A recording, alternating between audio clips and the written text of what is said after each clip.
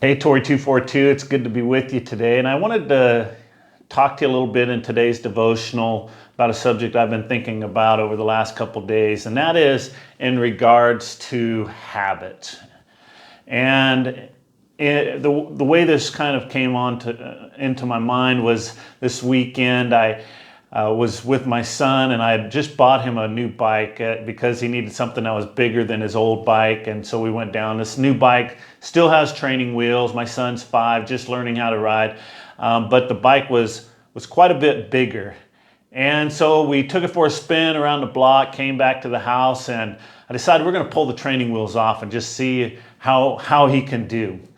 And, he did really good. We took off and he started riding. He was pedaling. My wife had the phone out to capture this wonderful moment in parenting that probably many of you have already gone through. But as he's riding, there comes this point. This point where he's got to stop. And this point where he has to turn because the street doesn't go on forever.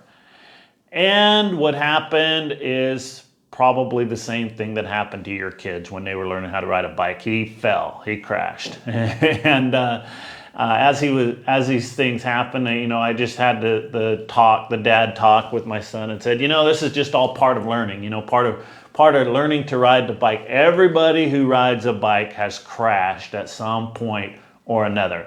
But he wanted to get back on and do it again, and he did really well. He did really well, and I was just thinking about that this morning, about how repetition and how habits become the basis on how we're able to accomplish things that later become second nature. I typically don't crash a bike unless I'm doing something dumb, but that repetition becomes what makes us better.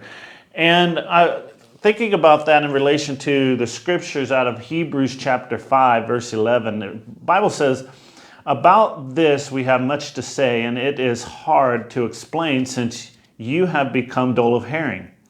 For though by this time you ought to be teachers, you need someone to teach you again the basic principles of the oracles of God.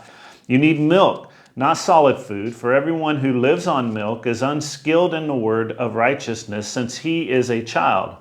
But solid food is for the mature, for those who have their powers of discernment trained by constant practice to distinguish good and evil."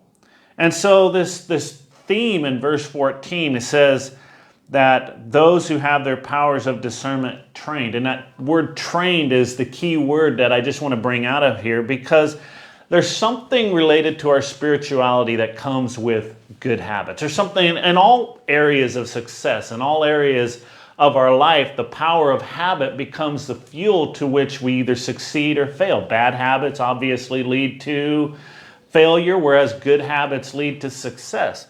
And so during this time while we're at home or a change in lifestyle, it's a good opportunity, and something I've done, to take inventory on what habits need to change, what habits need to be worked on, what habits need to be brought back into focus. Maybe now's the time to bring back into the discipline of daily devotions, or bring back into the discipline of exercise, or bring back into discipline the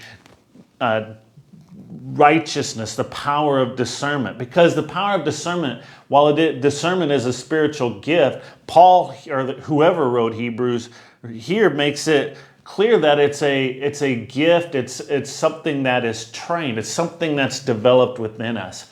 And so many of our gifts, many of our strengths, many of our spiritual attributes are developed through the power of godly habits. And so I just encourage you today to look at those habits, to think about areas that can improve, areas that need to be brought back and remembered, and areas that we can do away with and walk away from some bad habits. What a time, what an opportunity we have during this season where we are brought out of the old and walking into the new. God bless you. Good to see you. Bye-bye.